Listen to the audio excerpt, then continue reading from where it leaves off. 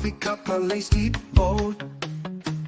Lines and spreads on the horizon. Wager stacking stories untold. GunzPicks bringing the heat. Pips Latin Mike, don't miss a beat. Connor Mack calling the shots. Mark Zeno digging through the plots. Betting lines, money rolling in. Saturday mornings, let the games begin. Totals and spreads in every play. Turning college football into payday. Betting lines, money rolling in. Saturday mornings, let the Pips Latin Mike, don't miss. Yeah, it's Saturday morning, everybody. Let's go. Get into the chat. Tell me what you're on. Let's go. Rolling in. Saturday mornings begin. Totals and spreads in every play. Turning college football into payday. Betting lines, money rolling in. Oh, yeah. Saturday mornings, Oh, let the games begin. he's on Saturday morning, baby. Give him the horn. College football into payday. Oh, yeah, baby. Ooh, is it hitting nice today? What's going on, everybody? It is GunzPicks, and this is Saturday mornings with GunzPicks. I am the host of the most, the point guard of podcast, and the self-proclaimed CFB GOAT himself. And I am joined with a bunch of guests today. We are going live here on a Saturday, and we are the sharpest morning show. Give you the preparation where you can cash your tickets here on a College Football Saturday. But I want to make sure I get my guest in properly. And of course, you can find him. He's a bet analyst for Wager Talk Sports Grid. You can find him on ESPN Radio. You can find him on 929 The Game. He is my man. We've hung out many times. We've had many laughs, many cries, and many beverages. It is my man, Mark Zeno. What's going on, my friend? Welcome to the show. Guns, always great to be with you. Glad to see you're still sporting the Notre Dame hat. You know, I knew the allegiance wasn't going to go far. So, but great to be with you as always. Good college football Saturday.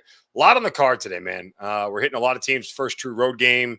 Some teams' first true conference game. You know, you start to get these little tilts after all the cupcakes that there are at the beginning of the season. A lot of these teams are going to find out what they're really made of in week 5.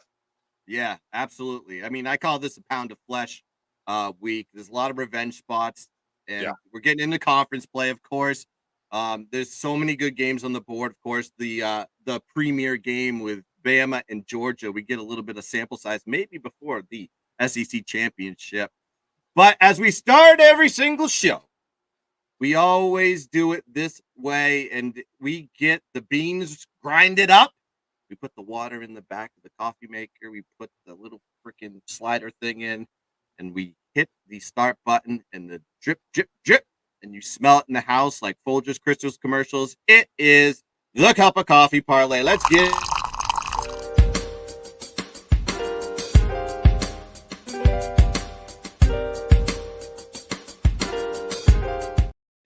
And we're going to be rolling with this. Yeah, a little bit of an 8-teamer, a little bit conservative today on some of the plays, but we're going with Baylor money line, Notre Dame money line, pound of flesh game.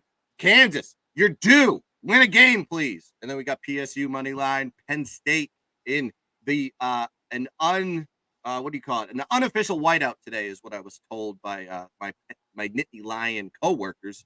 The Utah money line, Indiana money line, KSU money line, UConn money line for a plus 1632 parlay. Let's see if we can hit that. If we do, I will give somebody a $50 giveaway. If you get into the chat, tell me I'm riding with you, Guns, or you get into the comment section, tell me you're riding with me, and I will personally pick one of those comments and give you $50.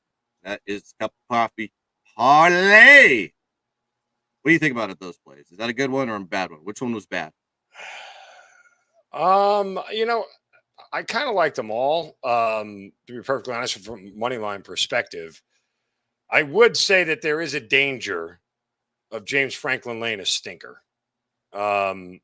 Indiana, Maryland would unnerve me a little bit. Obviously, the KSU OK State game is going to probably be the closest one, but ranked versus ranked, when it's a home team, you're sort of hard to go against them. Although some sharp people I know are on Oklahoma State this week. I stayed off that game altogether. But those are the three that would catch my eye. UConn should be a walk in the park, and the rest of them, what's it setting up for BYU? Everybody seems to be like Baylor seems to be the public side here this week. Fading the team that's ranked for the first time in a while, and you know how that goes sometimes. But the numbers are the numbers for where you are for the teams that you picked. I they all look good for me. Yeah, and like I said, this is a low risk bet, everybody. I'm not putting my mortgage on it. They call it the cup of coffee parlay for a reason. We're only risking a Starbucks, a Dunkies, Tim Hortons, wherever you're coming from. That's where we were risking on this one. Just a cup of coffee, sacrificing your caffeine to try to win more caffeine is what we're doing here. But let's talk about some of these top 25 games that are on the slate here. We're going to start with a noon game here. We got Minnesota going on the road to play Michigan. Michigan winning outright as a dog at home at the Big House versus USC, one that we picked correctly. I told you take the money line at plus 170 on that game, and it cashed late, but it cashed regardless. Any thoughts on this game, Mark Zinno? Yeah, so this is one of the few games I locked in earlier this week, and this number is way gone. I took the first half under 20.5. This is when the total was sitting at 39.5 or 40. Got a great number on Monday. This thing is plummeted. I think this total now is down to 34, somewhere in that range, 34, 35. Yep. So this thing is way gone. I think you might be lucky to find a rogue 17.5 out there in the first half. Yeah, I mean, look, the simple math is all transitive property here. I mean, if Michigan was able to keep, USC's offense to 3 points in the first half or 10, whatever it was in the first half, and Minnesota's offense is nowhere near USC's, and I would grade Minnesota's defense probably better than USC's defense. So we know Michigan's going to run the ball. They're not going to throw. They've made a switch at quarterback officially, unofficially with Alex Orji starting now. So he's not exactly a thrower. Would he go 7 of 12? He's a runner. Yeah. So right. This is all going to be done on the ground. Michigan will be happy to play field position game, punt the ball away, unless we get something quirky. Defensive touchdown, special teams touchdown that really tilts the scales here. I have a hard time believing this thing, gets near 20, but 10-10 is always a realistic possibility. So I'm happy with the 20.5. Yeah, I don't have anything officially on this one, but situationally, Michigan coming off a win that they needed. Maybe a little bit of a contrarian fade-ish on this one. I probably lean towards the Minnesota side. Nothing I want to be taking on this one. I need to see a little bit of bigger sample size in Minnesota. I really don't trust Michigan altogether for the long term. I just don't think they're it. I think there's so much missing from that team that won the national championship last year, including their coach. I don't like Sharon. I don't really trust this team. Their quarterback is one-dimensional. Their offense is going to be one-dimensional for the rest of the year. So if they can't pass the ball, and by the way, add in the sleepy 12 o'clock start after the big game last week. Mm-hmm. I expect that we don't get a lot of points scored early. Yeah, I agree with you on that one. But let's go into the next game. We're firing away. If you were watching live, you watching later, please hit the like button, subscribe to the GunzPicks channel, and hit the bell so you know when all content comes in this channel. Live content all weekend long. Of course, I do Saturday mornings with GunzPicks. Tomorrow, Sunday, we're going to be doing the NFL show at the Extra Points with me and the Shark. So please like and subscribe. The Shark, baby. I still owe Shark a collab. He asked me to collab with him because I have good energy, he said. Yeah, that's right. He's ready to go. He's ready to fire. He's focused, man. I talked to him last night after the show, and he is ready to roll. We have a good NFL card. I can't wait to break down the NFL card. I have what I've been teasing is the Mona Lisa of breakdowns and a selection tomorrow that is so perfect. I call it my Rembrandt. I call it my Pet Sounds by the Beach Boys. It's a masterpiece, and I can't wait to give it to you guys tomorrow. Let's go to the next game on the board here. This is one I've talked about in exhaustion, and it's getting me a little bit worried because a lot of people that I respect are on the opposite side. But we'll see what happens here. Oklahoma State going on the road to face Kansas State. Kansas State losing the way they lost in probably a 8-minute window, basically giving up the game 28 points. very quickly happened on BYU and Provo, but that was a trap spot for them. Oklahoma State on the other side, losing a close one versus Utah with a backup quarterback in hand, but should be a close one. What do you think about this one, Mark? I mean, it's tough to bet against Chris Kleiman at home. Look, in this series, visiting team just 2-8 against a number over the last 10, including 0-7 if they give up more than 17 points. K-State 4-1 ATS with conference revenge. 4-1 ATS is Big 12 favorites at less than a touchdown. Chris Kleiman, again, 6-1 ATS when coming off a straight-up favorite loss. Kansas State 21-4-1 ATS when coming off a double-digit ATS loss. So all the numbers here point to K-State. Like, I know a lot of sharp people who, and you and I know some of the same people who have been high on Oklahoma State this whole year. I didn't see it. I genuinely didn't see it. I don't know if they stay on the rails the way they did. I mean, for all intents and purposes, they should have lost that game to Arkansas. Not a doubt in my mind. A good defense like Utah shut them down last week. You know, they got a night game in Provo to go to, which anybody will tell you, you know, I bet on BYU last week. So not an easy spot. They got to go to Baylor. Like, you know, 7.5 wins. I know they got 3 early, and that Arkansas one may be the one that actually, you know, is the deciding factor here. But I'm not too high on Oklahoma State. I think they're a little bit of a paper tiger at this point in time. We'll find out as they get their first true road contest against a conference opponent what they're really made of. But I would lean K-State here. I had no play in the game. I stayed off of it. I think there were good arguments for both sides, but I just looked at this and said I wouldn't bet against Chris Kleiman at home. It's K-State or pass for me. Yeah, K-State. I've said it a bunch of times. It's like they're a home team. 13-2 ATS is a home favorite. 11-2 ATS is a home favorite versus conference opponents. They had a plus 28 point differential, plus 172 net yard average at home last season. And then this season, they're right on those same numbers. Granted, the competition is a little bit lacking for the sample size, but you can see the continuation of how great they play at home. And it's a revenge game. They lost 29-21 at Stillwater. And Oklahoma State won that game ugly. 5 field goals, a rush touchdown, and an interception for a touchdown. So, I mean, if Kansas State ain't motivated for this game, are they even going to be motivated for the rest of the season?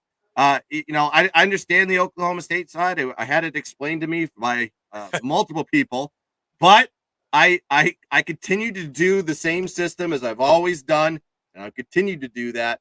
Hopefully, K-State comes through for me. If not, it's I'll be sitting in the rain crying, whatever. And I could be doing a lot of crying, especially if Notre Dame loses as well. But I digress. Let's go to the next game on the board here. We got BYU. Speaking of that game, BYU Provo, big win, 38-9 in that game. Just crazy 28-point swing in a short period of time. And of course, Baylor losing in dramatic fashion around the same time the BYU game was going on. And, you know, last second Hail Mary. And then, of course, the fumble at the goal line. Very hard loss for Baylor. You got any thoughts on BYU versus Baylor? I mean, look, you know, if we use the old college basketball theory, right? Unranked home favorite against a ranked opponent. Number one tell right there, if you believe that sort of thing still holds true across football. But remember something about K-State last week being beat up by BYU. They were outgained in that game, 367 to 241 in total yardage, right? Like number one telltale sign that that BYU is not the better team last week. So that's you know, a check mark for Baylor. You talk about the way that Baylor lost last week, a game that they would have won. Like, you have to wonder if Baylor had won last week, what does this number look like? Is it 4? Is it 5? You know, do we get? Is there a little bit of recency bias baked into the line here because they lost a game? I would probably lean in yes in that direction. I think that sort of thing holds a little bit more true. The volatility holds a little bit more true in college than it does in the NFL. So, you know, Dave Aranda on the hot seat, got to get wins. He's got 2 Big 12 road games coming up, and it feels like it's a must-win spot for Baylor here after a 2-2 start and 0-1 in conference play. They got to go to Iowa State and Texas Tech in the next 2 weeks before facing OK State back at home at the end of October. So, and there's a bye. I think there's a bye sandwich in between there. Yeah, there's a bye sandwich in between Iowa State and Texas Tech, but still, you know, BYU's probably a little bit over their head. Are they as good as their 4-0 record says that they are? Probably not. Again, night games in Provo, nobody goes into Provo and wins at night. No. BYU, just as a fact, now 18-2 straight up in their last 20 home games that kick off after 5 p.m. local time, so after 8 p.m. East Coast time. But yeah, I think Baylor's the right side here. Didn't play the game. And again, always whenever you see a team that just hits in the rankings, right, for that first time, it's always a great spot to fade against them because they start reading their own press clippings and they start seeing, hey, that little number is next to our name, and they start getting a little bit too content with themselves. Baylor's just in the right spot to knock them off their perch.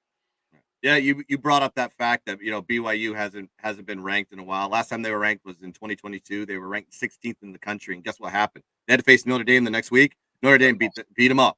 So and I think they went on a losing streak after that. It was pretty epic collapse from BYU. I like Baylor on this one. I took them early in the week at -2.5. It's up to -3. I'm seeing 3.5 on the board as well. But this is, like you said, unranked home favorite versus a ranked dog. Those are always those spots I love to take in college football, and I'm going to do it here. Regardless of where the money's going or what. It's like BYU's got their back against the wall. Dave Aranda's got his back against the wall. I mean, I was high on them. I said they're going to go over their win total. I sincerely hope that is the case. That loss was crushing last week on the road in Colorado at night. Toughish place to play, but I thought it was kind of fluky of what happened because to me, Baylor controlled that game from the start and they just kind of fell apart at the end. I think they're going to be coming in a get-right spot. And BYU, while they did dominate Kansas State, they only put up like 241 yards of total offense, -126 net yard average. Yeah. They didn't play well offensively. They just got turnovers and a punt return, a fumble return for a touchdown. It was kind of outliers is what I call those. So hopefully Baylor turns up here so I can cash that Baylor ticket. Next game on the board here. You're going to be all right? You're going to be able to talk about it without crying? Okay. I need this game like I need oxygen. Yeah, you do. I need this game like I need a cold beverage at 3:30 today. And Louisville going on the road. This game is burned into my brain, and I've just been punching things. I've been doing Rocky workouts. And I've been ready for this game for almost a year. Louisville coming to South Bend, Indiana, Notre Dame, my Fighting Irish. Already got that punch in the mouth. Already got that blood tasting in the back of their throat after NIU beat them in the worst way possible. I almost had to go stay in a hotel for a week and separate from my family because of my reaction to it. But big game, Notre Dame. What are your thoughts on this one, Mark? Well, as somebody who last week was on Georgia Tech plus 10.5, only Same. to have that game end up the way it did, and not get over the total, by the way, which is disgusting because it should have sailed over the total. Yeah, a little bit disappointing to say the least here for a disappointing showing for Louisville. They got a defensive touchdown in the game and a special teams touchdown. There's no way they should have covered that number and beaten Georgia Tech. They kind of got lucky. And, they played 2 cupcakes in Austin Peay and Jacksonville State, and they finally played a conference game. Hey, first true road game of the year. Always a fade spot for me. Mm-hmm. How do you decipher Notre Dame with a great win against Texas A&M to a bad loss to NIU and then dumping 66 on the road at Purdue? Look, this game for me is all about Notre Dame's defense. If they show up to play, I think Louisville is dead in the water. They should easily cover this number. If Notre Dame can get scored upon, and this is a good Louisville offense, they throw a ton. If you watch them play, Louisville, they can get up and down the field pretty quick. Yeah. So this is about Notre Dame's defense versus the Louisville offense. As long as Notre Dame plays in a positive game script, right? They're up by a score. They're up by 4. They're going to be fine.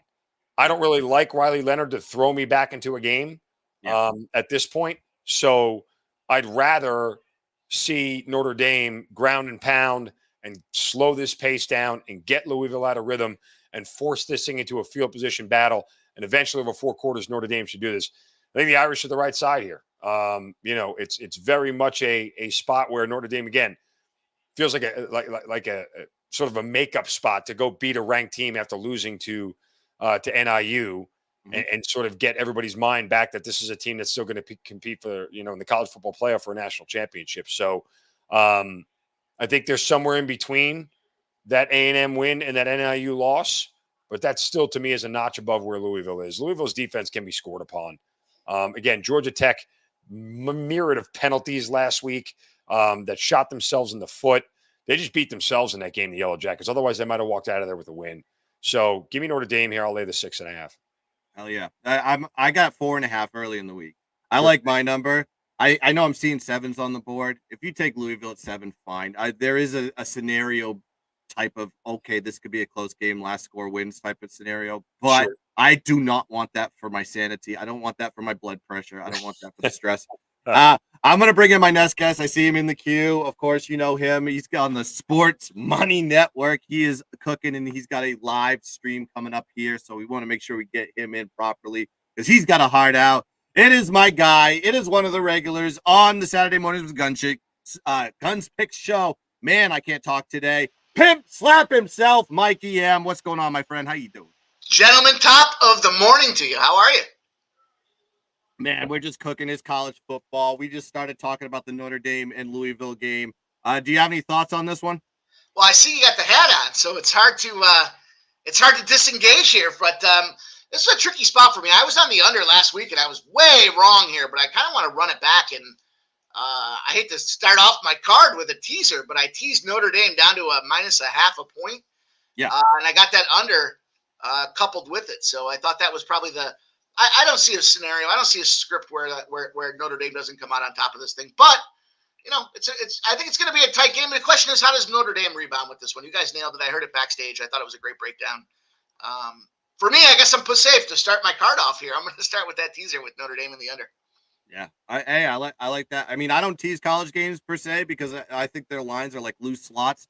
It's not like sharpest numbers on the planet when it comes to like NFL games. But listen, if you tease it down hypothetically and you think Notre Dame's going to win this one, that's probably the direction you conservatively you should go. I could see this being low scoring, knowing that Notre Dame's defense can really ramp up. They're not giving up a lot of yardage to their opponents, even in the loss to NIU. That's their strength. Please, Riley Leonard, stay in the pocket when you pass. Do not roll out and throw. You stink at it. You can't hit the broadside of a barn. You're going to get picked one of these days. But when he's in the pocket and he's sitting down comfortable, he's hitting throws. And he can run. He's just got to have that confidence, man. God, come on. Get it right here today for me. Please. Please. All right. Calm down. I'm going to take a breath for a second. All right. Let's go into, of course, I always bring more than one parlay for you. I always bring 2 because I like to have a little short one on here because we're going to hit one of these damn things. Granted, these are not the most bet your mortgage type of plays. Like I said, cup of coffee is why we call it that for a reason. So let's give you number 2, cup of coffee parlay.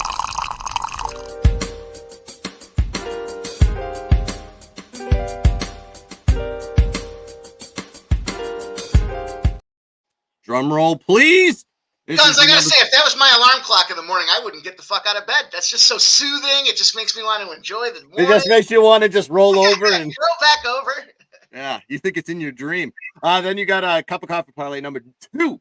Of course, NIU in the bounce back versus a terrible NC State team. You see them getting smoked by Clemson last week. We got Clemson correct last week as well. So UNLV money line. Hey, I was up all night watching Haj Williams highlights.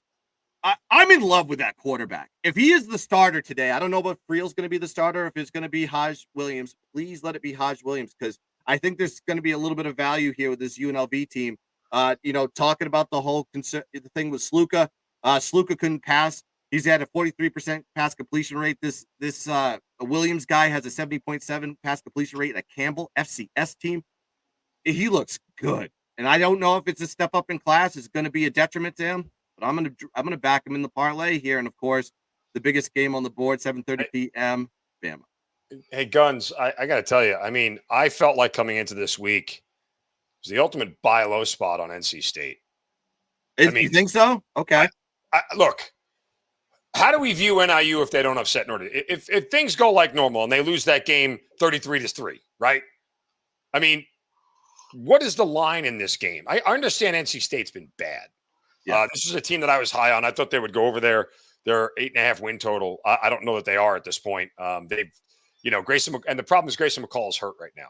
Right. I really thought he was going to give them a huge shot in the arm and be the offensive push that Dave Dorian needed to really put himself in contention. But I don't know. To me, again, without Grayson McCall, it's tough. But that number seems so low. And NC State badly needs a home win. Now, the weather may have some issues there, too. That's the other part that takes me out of the equation.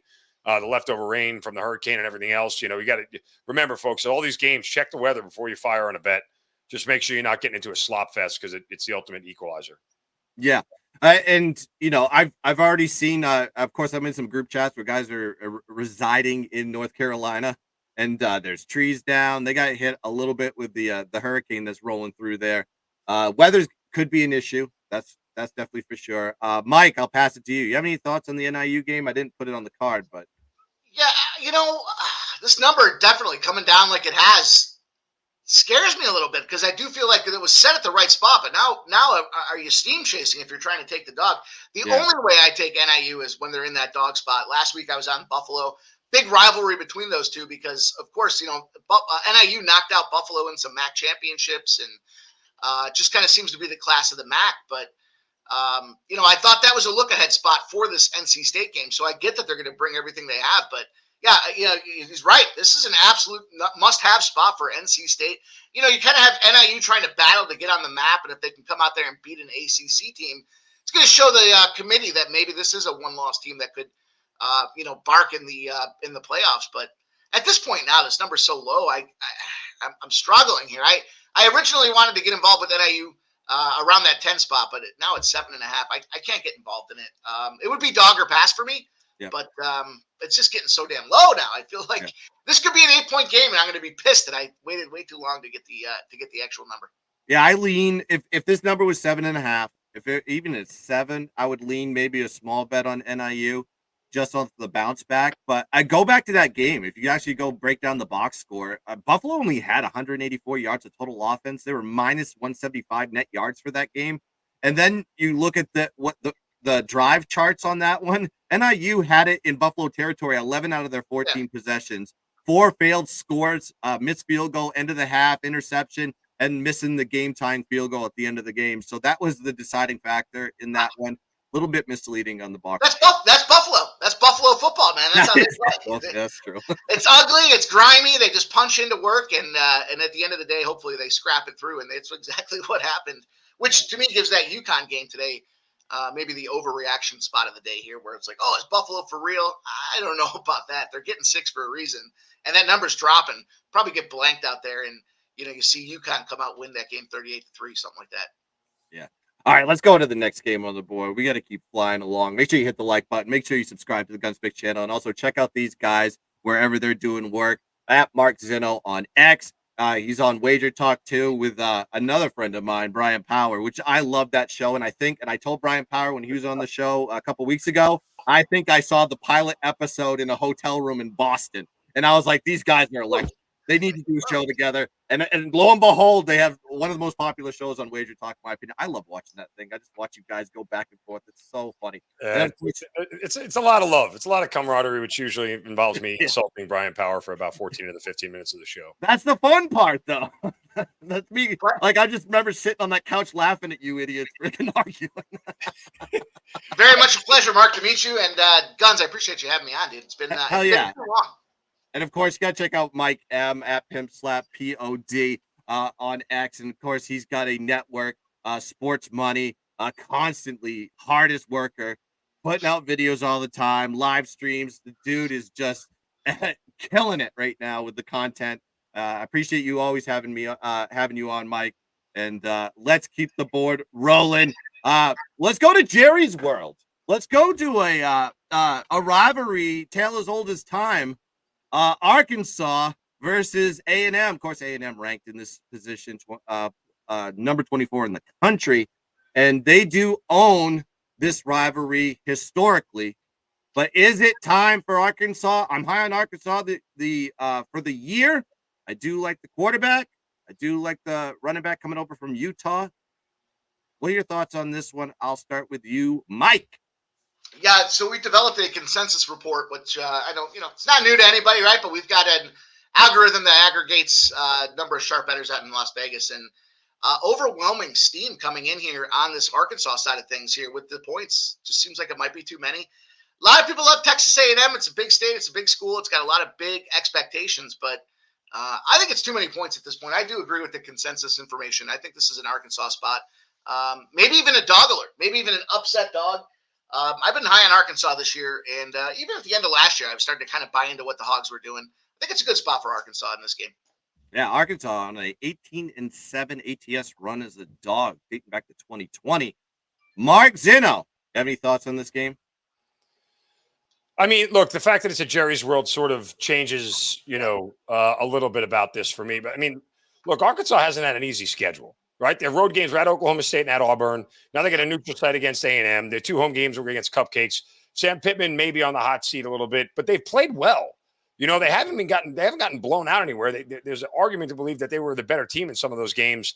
They get a road win against Auburn, which feels really good here. But there's something about A&M here and that number that bothers me when it comes to laying it here with them. I'm not really sure, what A&M is. They lose to Notre Dame. I think their win over Florida is more of an indictment over Florida than anything else. And then they played Bowling Green, who's actually been pretty good. I mean, Bowling Green, pushed a couple of teams to the edge here. So right. I have a hard time laying it with A&M. I'd probably take the points with Arkansas. Yeah, Bowling Green pushing not only Texas A&M, but Penn State, for that matter, keeping it within a possession in both those spots. That team is on the come up in the MAC. But you said it here. I was like, who has A&M really played besides Notre Dame in their first game? They lost that one, but McNeese State, Florida, and of course that close one you mentioned with Bowling Green. I'm high. Like I said, I'm high on Arkansas all season. I think they upgraded their quarterback in Taylor Green. I think they upgraded their running back in Jaquindon Jackson. Getting him from Utah, that was a big push. Getting rid of KJ Jefferson was the right move for them, and I think that is what they needed to do. And yeah, Pittman, I'm backing a lot of guys as far as my win total futures on guys that have their back against the wall. Nope, there's going to be somebody that's going to step on it and lose their job. However, those are the two. When you look at their roster and the moves that they made to improve, like Baylor, Sam Pittman, get right here today. Beat your rival for once, and you're sitting in a good position here. Hopefully they get it done in Jerry's world. Let's go to the next game. Let's talk. All right, guys, let's talk some ball. All right, let's talk some freaking ball.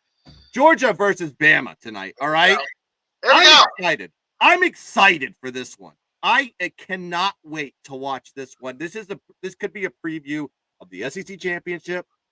We sat there in Boston, Mark Zinno, the last time these two teams played. Mm-hmm. We had Bama, and we were singing and annoying everybody in that. What the rest of the sports book was on in that game. Everybody was on Georgia, and we're just going.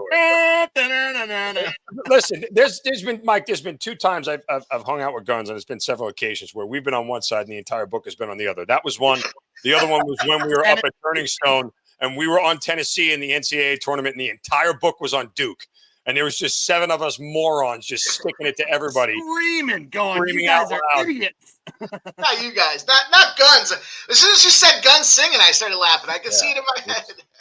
It's always fun when the small group is better than the big Yeah. group. Yeah. I was probably 14 Vivas deep at that point. We It all were. was only like 1 o'clock in the afternoon. I was hungover from the night before. Oh yeah. There was one day I was crippled for a while, and CT was mad I wasn't drinking. I'm like, dude, I'm dying right now. This is the worst feeling of my life. All right, let's talk about this one. This is a big game. I'll start with you, Mark. Georgia versus Bama. Mark. Oh, okay. I thought there was more of a lead-in. Sorry, I apologize. Sorry, I should have went a little bit further with it. So, look, when it hit 2.5 earlier in the week, I grabbed Bama right away. There's a couple of things here. Two big factors for me. One, Milrose downfield passing is elite. And if you remember in that SEC championship game, that's what broke the back of Georgia on multiple occasions, was Milrose's ability to get the ball down the field. He's probably better now when using his mobility and smarter with his mobility than he was in that SEC championship game. I think that comes into a factor here. I think that Bama has the better quarterback by a considerable margin. And you know what? I just simply do not trust Mike Bobo. I covered Georgia. I've been covering Georgia for 10 years now. I was there when Mike Bobo was there the first time around, and I wasn't that impressed the first time around. And then he went out to Colorado State to get a job there, and guess what? I was even less impressed. So the idea that Georgia brought him back was always a little bit of a head scratcher to me, given how little comparative success they had when it wasn't him. So I don't trust him. I think that the departure of Bowers and McConkey to the NFL leaves Georgia with some solid, like, pass catching reliability that they've had in years past. I know that Nick Saban and that whole quotient is out of it, but guess what? That probably favors Bama more than it does Georgia, because Kirby knew Saban's tendencies. He could stay a step ahead of Saban. He knew the way Saban thought. You know what he doesn't do? Get a lot of practice against Washington and Kalen DeBoer. Yeah. So slight edge to the Tide here from that standpoint. I'm all on Bama. Bama plus 2.5. Bama money line. Roll Tide. There you go. Yeah, I'll pass it to you, Mike, before I tell you what I'm on with this game. I'm going to tell you what, I don't often get swayed on a pick here. I like Georgia, especially when it came down to a pick 'em, but that's probably one of the most dynamic, interpretations of anti or post Nick Saban era that I've heard. You know what? That's a great point. Kirby Smart definitely had his number. And, you look at the departure with the defensive side of the ball there and moving on up to Syracuse for Georgia. It's going to be a tough task here. At a pick 'em, it truly feels to me like it is a coin flip. I would have loved the points with Alabama, but I still got to lean to Georgia to win this game outright. I'll add one more thing, Guns. Yeah, Kalen DeBoer only enhances Milrose downfield passing. Look at the offense he ran in Washington with Penix. It's not like it was dink and dunk at all. They had no problem airing it out. And so, again, there's a lot here to like about Alabama. I still think the odds makers and the public, rightfully so, give a nod to Georgia. But Bama being a home dog should not happen. Right? No. Like, there's not a point where Georgia shouldn't be a home dog. Bama shouldn't be a home dog. Like, these are teams that are just not ever good. Ohio State shouldn't be a home dog, ever. Like, even if it's Michigan, they're not a home dog. So, that line I thought was off from the jump. Yep. And I got a fun fact on this one. First time Bama has been a dog in the regular season since 2008. It was against Georgia. They were 6-point dogs. Bama won outright, 41-30. I'm looking at this game as a split. I think this is a Bama first half spot for me personally. Yeah. Bama first half outscored their opponents 77-9 plus 23-point differential average at the half. You look at Georgia in the first half, they outscored opponents 33-6 plus 9-point differential in the first half. When Bama beat Georgia 27-24, they jumped out to a 17-7 lead in the first half. Of course, we were there, Mark, and we saw CT Best cash a massive first half ticket with Bama in that sports book. Getting Bama as a dog is a gift. And you think about, a revenge spot for Georgia. The revenge spot to me is Kirby Smart versus Nick Saban. Not Kalen DeBoer. I think the luster, the patina of this matchup, as far as a revenge spot for Kirby Smart, is kind of deteriorated because it's Kalen DeBoer. And if you think he can't coach, I think he can, because he brought Washington to a national championship game. Granted, they lost, but bringing Washington to a national championship game, pretty impressive in my opinion.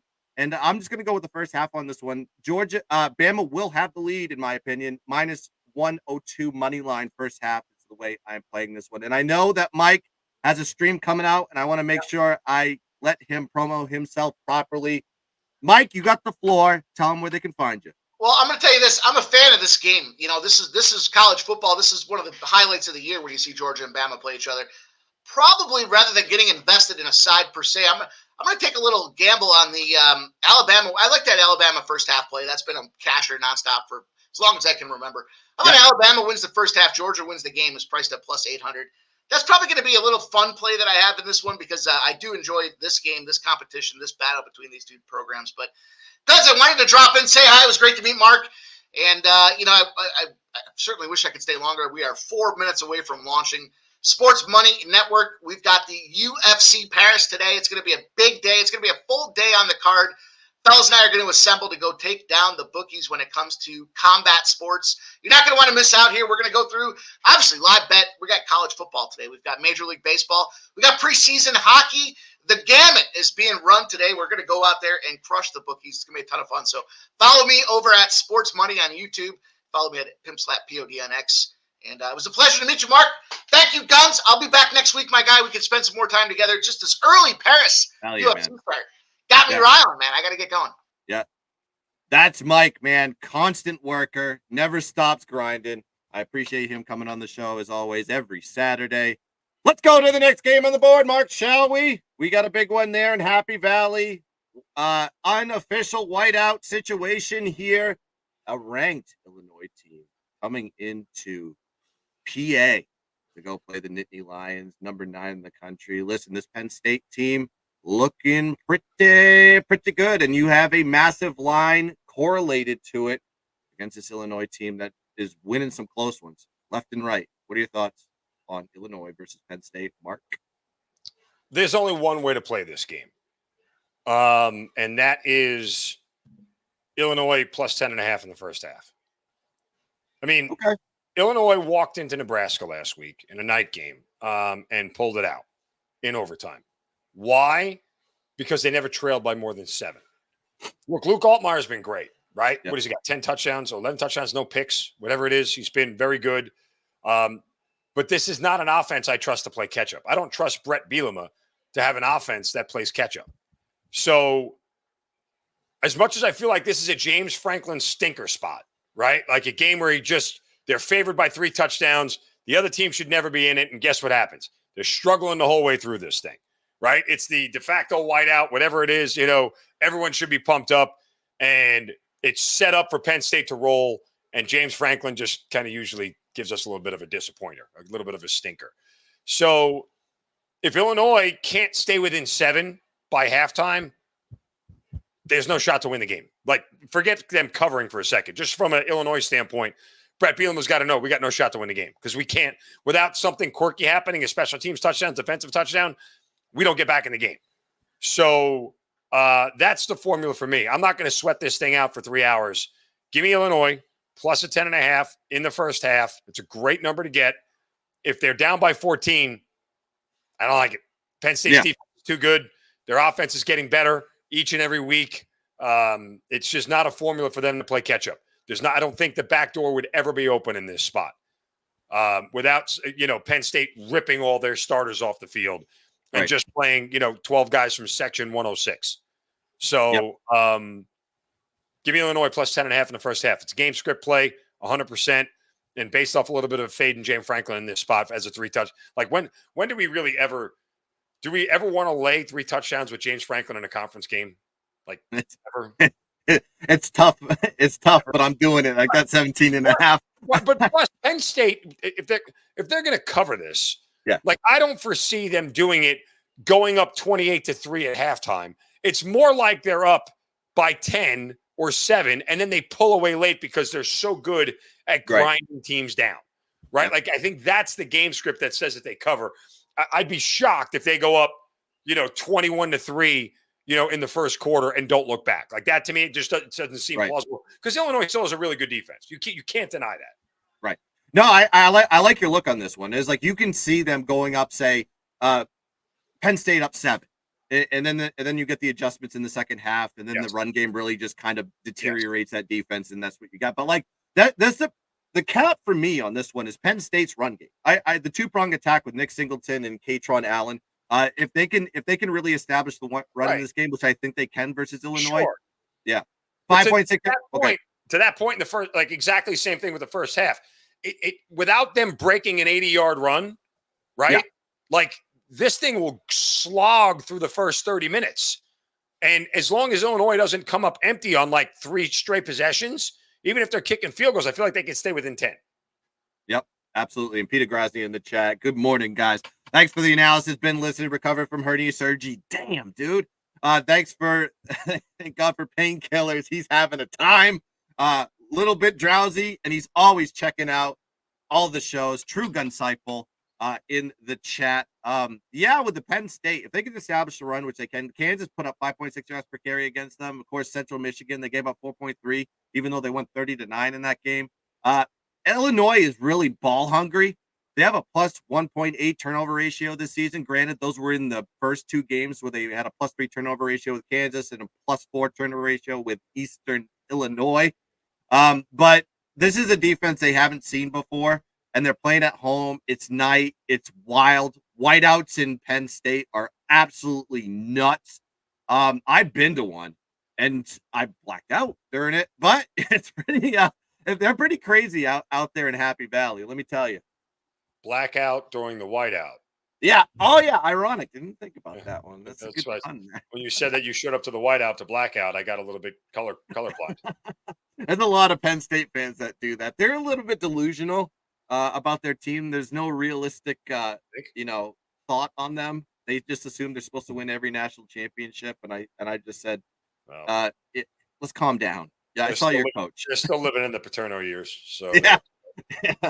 9-2 ATS is a double digit. Yeah. Penn State. Yeah. Penn State. Let's not go there. Penn State 9-2 ATS is double digit favorite dating back to last year. 5-1 ATS is double digit conference favorite as well. That's kind of like, yeah, we'll see. I think the teams that they are their kryptonite are Michigan and Ohio State to me. With Penn State, it's always like, oh, they're highs of highs with this team. This is the best team they've had in 10 years. And all of a sudden they play Ohio State and go, oh, yeah, it's Penn State. We'll find out today. Night game, 7:30 is the kick. I put a couple more games on here, and then we'll close them out. But make sure you go check out Mark Zeno and all the work that he's doing there over at Wager Talk, over at Sports Grid, all over the radio and ESPN. At Mark Zeno on X, go check him out. Of course, he works one of my favorite shows to watch at work, and I'm having a little chuckle is the Morning Wager on Wager Talk, and watch Mark basically berate Brian as much as possible, and Brian just letting it slide off his chest like Teflon. There's a standard rule in the Morning Wager. I get to do all the insults. Some of them are at Brian, most of them are at myself, but I tell all the jokes That's right. on the Morning Wager. That's my job. Let's go into the next game on the board. This is a little bit lackluster game. I want to talk about this because great college names in this one. No, it's not going to be General Booty. He plays for ULM. I know. It's going to be South Alabama, number 14 LSU, an LSU team that, quite frankly, unimpressive in my mind. You have any thoughts on this one, Mark? Well, I mean, South Alabama, clearly they can score. There was a game earlier this year where they put up more points than their basketball team ever will at any point during the season. So there is that. I think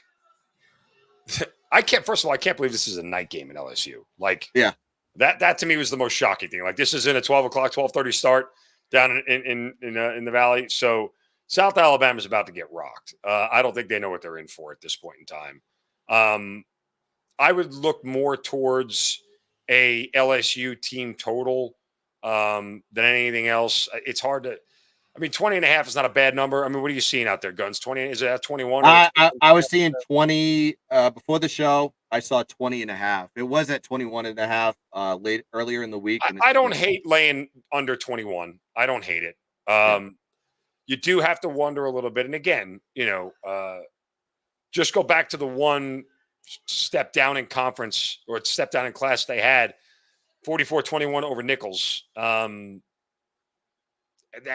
That's sort of your measuring stick, your barometer. The problem is in that game is that LSU only outgained them by 80 yards. Right. They didn't destroy them. And LSU needed 3 touchdowns in the third quarter to pull away. Nobody scored in the fourth quarter. That's the other part of it too. They let their foot off the gas pedal because Nichols couldn't do anything. But I worry about the late backdoor in this one. That's the only thing that bothers me. I'm kind of that's kind of where my cap is going with this one because if South Alabama can score a lot of points, I'm high on this. I've kind of come to the smelling salts of South Alabama. I love betting them the previous 2 years with how that team was built. It's a little bit different now. Of course, the coaches has Coach changed, James, yep. but the offensive coordinator stays the same with Major Applewhite. But look at this game. They come off that 48-14 win, 474 yards of total offense, 320 in the ground, plus 89 net yards. And then LSU just didn't look good last week versus arguably the worst team in the Big Ten in UCLA, plus 159 net yards in the game, but they only won 34-17. It was tied at halftime, 17-17. You look at South Alabama, granted they have 2 losses early in the season, North Texas and Ohio, but the Ohio one should be with an asterisk. Gio Lopez, their quarterback, their star quarterback, did not play in that game. And if you look at Gio Lopez's stats, 8.1 yards per carry, 62% pass completion rate, 9.2 yards per attempt, 9 touchdowns, 0 INTs. And of course, I love their pronged attack, multiple pronged attack in the running game. 6.9 yards per carry average this season, multiple weapons, including, get ready, folks, college football name up on deck, Fluff Bothwell. 9.7 yards per carry, not 6 touchdowns. He's their leading rusher. Kentrell Bullock is also in there, 6.8 yards per carry, 3 touchdowns. And Gio Lopez can run himself. And also they got PJ Martin, 9.6 yards per carry, 1 touchdown. They have multiple weapons in the backfield. And I just hate LSU. Granted, they have a 3.8 yards per carry defensive on the rush, but who have they played really? USC, pass-oriented team. They don't run the football. Nicholls State, FCS opponent that won 3 games in 2023. Please. And then South Carolina, that good running team, right? 243 yards on the ground, 5.9 yards per carry versus LSU. And of course, they played UCLA that only has 2.7 yards per carry on average. That team is broken. Then South Alabama's just performed well in these spots versus P4, P5 opponents. 2023, they beat Oklahoma State outright 33-7, demolished them as 7-point dogs. And in 2022, they lost by 1 point to a UCLA team. The UCLA team. There we go, Ryan. 32-31 plus 15-point dog in that game. I just think it's a little bit of a trap spot too. Granted, they have a bye coming up. They got Ole Miss on deck in a revenge situation, pound of flesh game. 12-6 ATS. South Alabama is as a double-digit dog last 5 seasons. This team only beat Nicholls State by 23 points as 45-point favorites. That's a problem. They're 0-4 ATS. And granted, you want to pick up. I understand the element of, when a team stock drops as much as LSU's has. I just think a lot of people are just don't know who South Alabama is. They just see a big number and they think, oh, yeah, LSU at night in Baton Rouge. It should be rocking. South Alabama doesn't know what's coming for them. I think that offense is good enough to stay in the game. That's all I'm saying. I don't think South Alabama is going to win this game. I think 3 possessions is just too much to be taken LSU. I got 21.5, thankfully. I got over the key number. That's what I'm riding with. Again, no, listen, I don't hate the cap at all. Again, I tell you, there's part of me that tells you to do the first half thing because if they're not in it early, chances are they won't be in it late. But I do think that backdoor possibility still could be open. It could be a 28-point game and a late garbage touchdown by South Alabama puts them back within their numbers. So it'd be tough for me to cut it in half, but I certainly understand sort of my logic on that thing. If they ain't covering early, they probably ain't covering late. I don't mind cutting games in half. Yeah, I agree with that sentiment as well. We got one more game on the board before we close it out. We got 5 minutes before game tip. We've been a little bit long today, but we got one more game on the board here. We got the late night degenerate special 10:15 tip in Utah, Salt Lake City. Speaking of hard places to play, Utah at night. Ooh, number 10 in the country, pound of flesh game for Utah. The number has dropped. I think, is that a Cam Rising line move? Or is not playing type of situation? That line move was crazy. I saw it at -11 and it dropped to -8.5, went back up to -9. This thing has been moving crazy. What are your thoughts on this one, Mark? I mean, I'm struggling to figure out who Arizona is. Like this Arizona team bothers me. I was a lot higher on them. I'm trying to get the number here. Yeah, we're down to 8.5, 8 in certain shops where you're looking to still see some 9s floating out there. Yeah, I'm seeing 8.5 right now. But so who is Arizona? A team that if you were, when I bet on them in the week 1, and they scored 61 points in a football game, and didn't cover. Granted, it was a 30-point spread, but didn't cover against one of what was forecast to be one of the bottom 5 teams in the country. My God, that defense is bad. Then the next week they go out and only score 22 points against Northern Arizona. And then they roll into Arizona in a game I thought was going to go over because Arizona could at least score. They get beat down 31-7. And they've had a week off now, right? Yep. So who is Arizona? I don't know the answer to that. What I do know very simply is Kyle Whittingham and Utah's defense, especially in Utah, guess what? I ain't stepping in front of that. Not when a team as inconsistent as Arizona. You want me to do it with Oregon last year and Bo Nix? Different conversation. Yeah. This Arizona team has not put anything consistent enough together for me to believe that they are going to be able to be in it. There's an argument out there for me to say just take Arizona's team total under because let Utah's defense do the rest. Like, it's correlated. If Arizona gets out there and scores 30, they're probably covering this game, especially if Cam Rising isn't in the game, right? Right. So if they could score 24, 27, they're probably still covering. Because how often does Utah really get in the 30s? I mean, they only scored 38 at Utah State. So What does that tell you? I mean, they scored 22 at OK State. They scored 23 at home against Baylor. So if you can get Arizona to 24, and I'm curious what their team total, let me look at it here real quick, Guns. Yeah. Their team total, Arizona, where are we? Arizona's oh my God, it's 19.5. You can't do that. That's too low.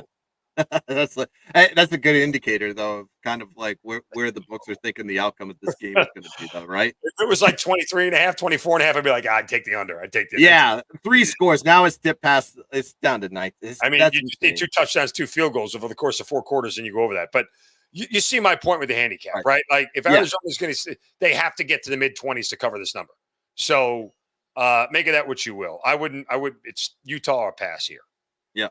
I think the question is, I was just looking up, see if there's any updates. There's no updates if Cam Rising is going to play or not. They may have to go with Isaac Wilson. He threw over 200 yards in both of his starts. He has a little bit of a turnover problem, kind of, but he did okay. I would say okay against Oklahoma State on the road. That was a tough spot to play at Stillwater. But this is a revenge game for him. It's another one of those pound of flesh type of situations that we like to look for. Granted, Cam Rising didn't play against Arizona last year either. They had Bryson Barnes in there, and we saw how bad he was periodically throughout the year in 2023. But Utah at night, Salt Lake City, it's equivalent to a Provo game. I mean, it's just pretty much the next door neighbors, kind of. I don't know. I haven't checked my Google Maps to see how far it is between Salt Lake City and Provo, but I assume they're close. It's still Mormon country to me. Feels like they're close. Yeah. Yeah. 10-4 ATS.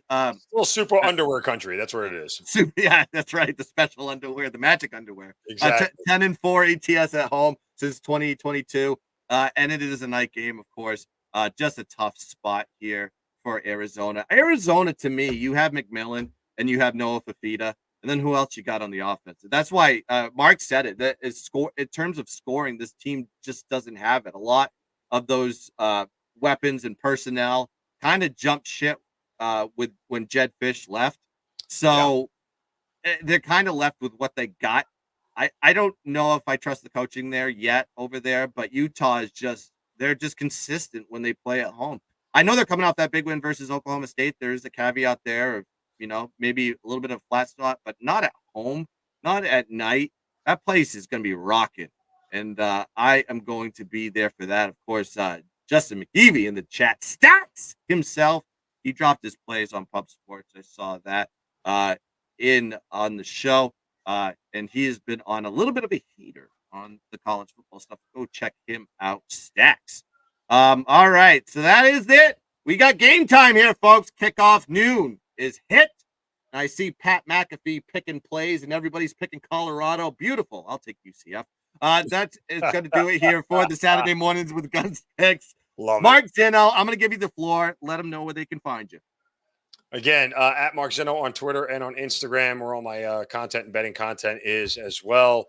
At Wager Talk, wt.buzz/MZ is my page there. I'm also on Sports Grid, of course, ESPN. and ESPN Radio. So all the places you can get me. Thanks for the time, Guns, as always, brother. Appreciate it. Yeah. Man, I'm going to ask you again to come on. You did Absolutely. a tremendous job. We always have fun together. I can't wait till we hang out again in a sports book. I know. And absolutely destroy my liver one more time. I feel like conference championship weekend in Boston again is calling us. I feel like it's I think that's the spot. That's probably, the spot. probably going to happen. Yeah. You know, when we hang out together, we make so much money. That's the thing. You guys, I'm so glad I didn't go to March Madness. Yeah, that's why we all lost, because you didn't show up. Listen, I had a bad. There was a report March that a Madness TV got broken somewhere. Yeah, I had a bad March Madness too, and We all did. You ever ride a roller coaster and not smile? I did. Favorites won out. It was unreal. It was such a square tournament that you know what, we'll run it back. We got to run it back. Every schmuck in the book is sitting there cheering. I'm like, you suck at this, you lucky SOB. I don't even want to talk to you. I don't deal with that very well. Oh, I have God, anger issues, and me throwing a chair and you know, getting arrested for assault might have happened. Yeah, it could have happened. That's assault, brother. That's assault, brother.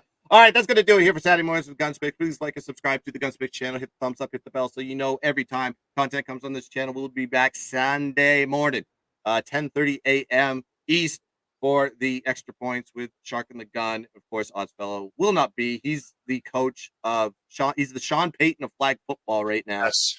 and he's got to coach a feeling. His team is equivalent to the Carolina Panthers right now, is what he told me. So that is going to be a tough Sunday morning for him. Thanks for joining. Like and subscribe. Like I said, oh God, what are we doing here? Let's put the music back on to bring us out of here. Hey boys, let's get the board. And as always, just keep dancing.